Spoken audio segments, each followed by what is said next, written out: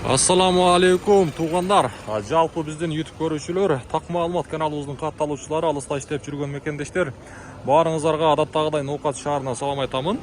Бүгүн июль айынын акыркы күнүндө турабыз. 2024 жылдын 31 июль күнү болуп калды. Апта күнгө бүгүн шаршемби, аптанын 3 күнүндө турабыз туғандар. Ноокат шаарына валюта курс баалары каналга сөз түрдө катталып, мына ушундай лайкты аябай басып коюңуздар, кызганбай. Ар бириңиздер бассаңыздар бизге колдоо болот. Подписка болгонду унутпаңыздар. Азия банктан баштаймын. Сатып алуу боюнча айтсак, доллар 83.60, евро 90 сом болуп калды. Рубль болсо 0.957 тыйын.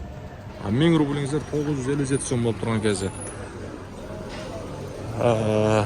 Анан дагы тугандар, дагы бир жолу айта кетейин, сөзсүз түрдө биздин каналга подписка болгонду унутпай, лайктан басыңыздар.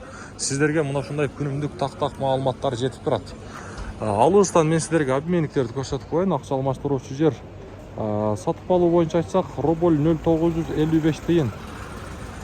Бул жакта Доскорадо банкта болсо рубль 0.958, доллар 83.50, евро болсо 90 сом 50 тыйын экен бул жакта.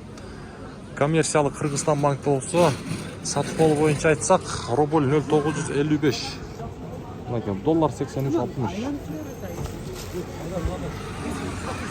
Тугандар,